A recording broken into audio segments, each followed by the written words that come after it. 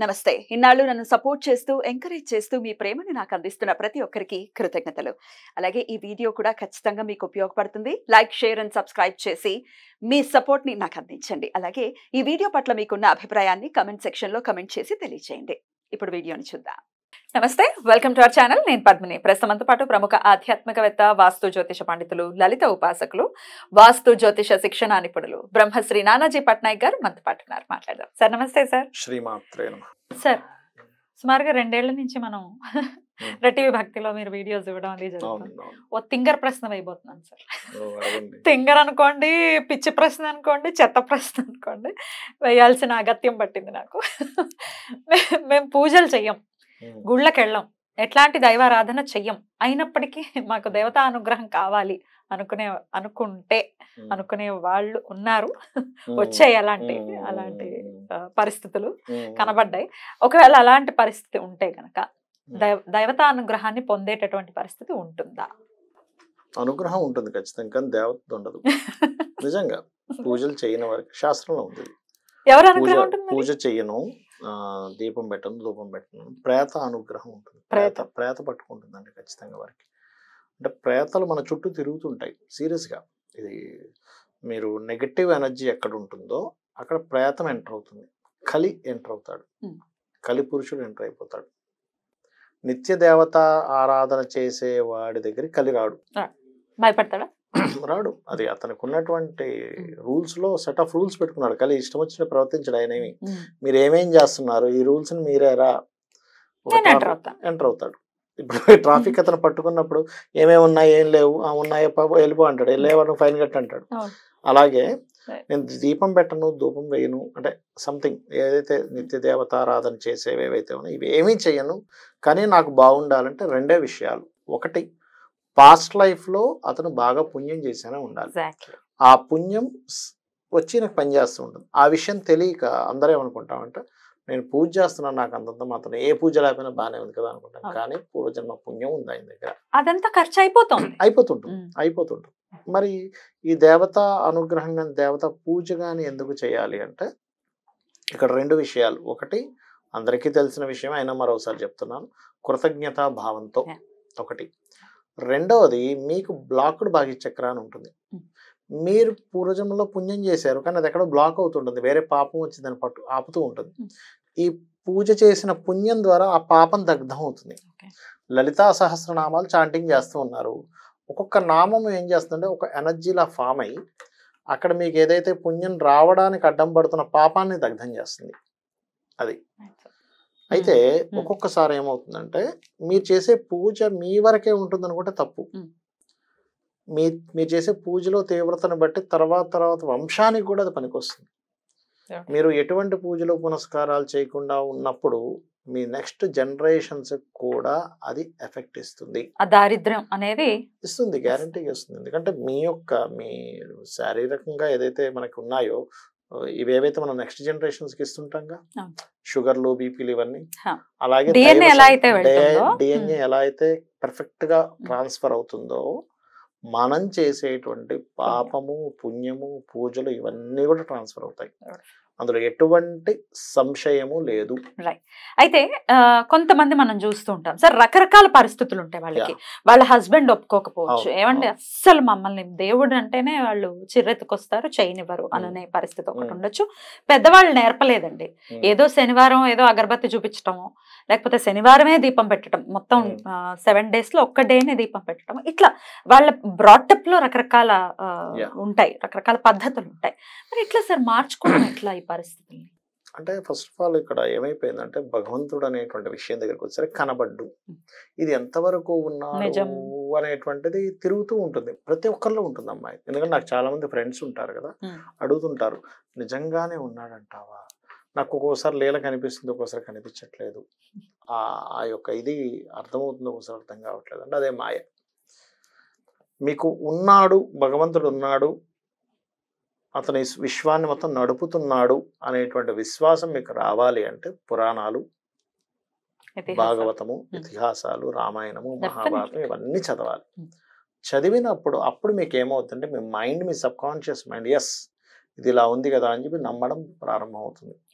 మీ sub conscious mind ఎంత powerful అంటే మీరు ఒక విషయాన్ని ఇది భగవంతుడు నాకు చూసుకుంటాడని బలంగా నమ్మితే ప్రకృతిలో ఉన్న చిన్న సూక్ష్మ క్రిమితో సైతం మీకు సహకరించడం స్టార్ట్ అవుతుంది. ఇప్పుడు మీరు బాగా నమ్మారు, లలిత అమ్మవారిని రెగ్యులర్గా పూజ చేసుకుంటున్నారు, ఒక ధర్మబద్ధంగా ఉన్నారు. ఇక్కడ మళ్ళీ ఒక విషయం గుర్తుపెట్టుకోండి. ఇప్పుడు మీరు ఇక్కడ ఒక క్వశ్చన్ అడగొచ్చు, ఎట్లాగా మనకి చూడండి, ఇప్పుడు ఈ ఎలక్షన్స్ టైం కావచ్చు, లేకపోతే పెద్ద పెద్ద బిజినెస్ మ్యాన్స్ కావచ్చు, వీళ్ళందరూ కూడా పూజలు చేస్తుండొచ్చు. వీళ్ళు ఒక చండీ యాగం చేసి ఉండొచ్చు, అపోజిషన్ పార్టీ వాళ్ళు కూడా చండీ యాగం చేసి ఉండొచ్చు. మరి ఇద్దరు యాగం చేశారు కదా, ఎవరికి ఫలితం రావాలి అనేటువంటిది సంశయం చాలా మందికి వస్తుంది. నన్ను అడిగారు కూడా చాలా మంది విషయం. నేను ఒకటే చెప్పాను, ఎవరికి ఇప్పుడు ఇద్దరికి చేశారు, అమ్మవారు ఏం చేస్తుందంటే ఎవరి పట్ల ఎక్కువ ధర్మం ఉందో వాళ్ళ వైపు వెళ్తున్నారు.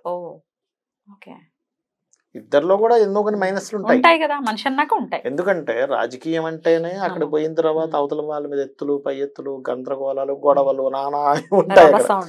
అక్కడ ఎవరి పట్ల ఎక్కువ ధర్మం ఉందో ధర్మం యొక్క పాలు పెరుగుతుంది, అటువైపు వెళ్తుందట అమ్మవారు. అలా చూస్తారా? అలా చూస్తారు. మరి ఇప్పుడు భర్తలు ఒప్పుకోవట్లేదండి, అసలు చేయనివ్వట్లేదు, మనసులోనే ఆరాధన చేసుకోవాల్సి వస్తుంది, కొంతమందికి ఈ పరిస్థితి ఉంటుంది. అప్పుడు ఎట్లా ఆ పరిస్థితి? భర్తలే కాదు, కొన్ని ఇళ్లలో అయితే జీవిత భాగస్వామి స్త్రీ కూడా ఒప్పుకోని కేసెస్ నేను చూసాను. అంటే ఎలా అంటే ఇవన్నీ ఏమిటి, ఇవన్నీ ట్రాష్ అనుకునే వాళ్ళు, అంటే వాళ్ళకి ఒక విషయం చెప్తానమ్మా నేను, అలా అనుకునే వాళ్ళు ఉన్నారు నాకు చెప్పినప్పుడు నాకేమనిపిస్తుంది అంటే వాళ్ళకి పుణ్యం లేదు. పుణ్యం ఉంటేనే భగవంతుని నువ్వు గుర్తించగలవు.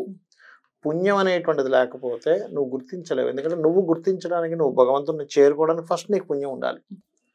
మనమేమనుకుంటున్నాం, వీళ్ళు నాస్తికులను లేకపోతే వీళ్ళు గుర్తించట్లేదనో, ఏంటి ఇలా ఉంటున్నారో మనం బాధపడ్డాం కదా. వాళ్ళకి పుణ్యం లేదు అనుకోవాలి.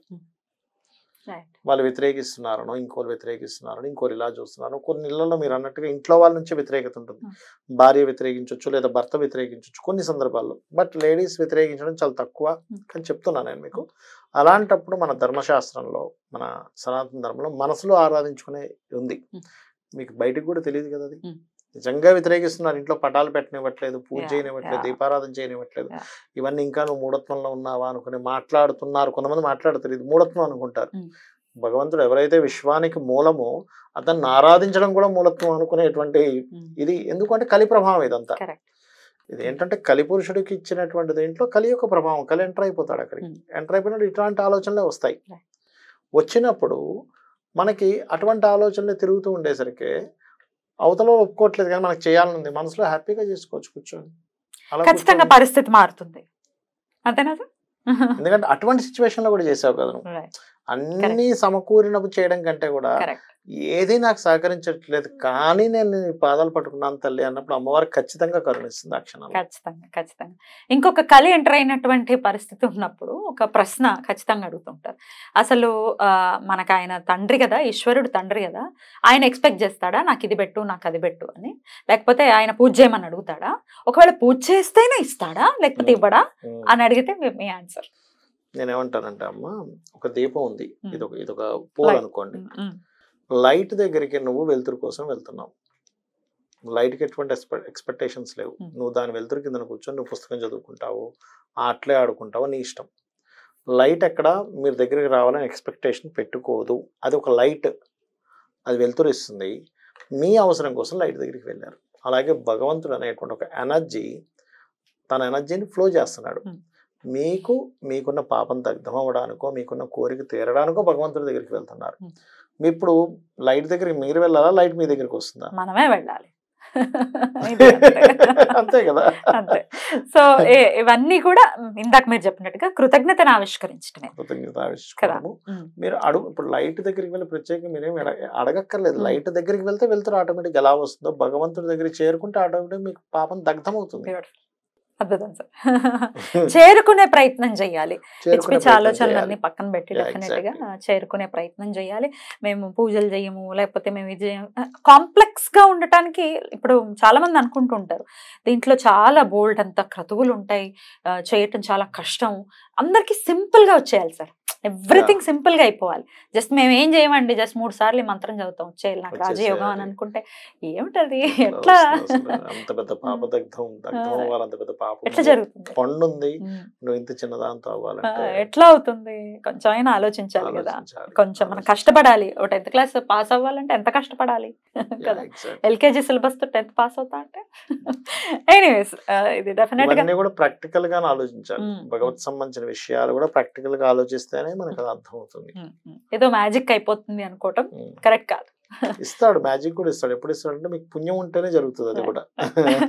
బ్యూటిఫుల్ సార్, చాలా బ్యూటిఫుల్ గా ఎక్స్ప్లెయిన్ చేశారు. డెఫినెట్ గా ఇది అర్థం చేసుకుని స్వామికి ఎంత ఆరాధన చెయ్యాలి, మనం ఎంత ఆరాధన చేస్తే స్వామికి దగ్గర అవుతాం అనేది డెఫినెట్ గా మననం చేసుకుంటూ స్వామి ఆరాధన మన వాళ్ళందరూ చేసుకోవాలని మనస్ఫూర్తిగా కోరుకుంటూ థ్యాంక్ యూ సార్. నమస్తే. శ్రీమాత్రే నమః.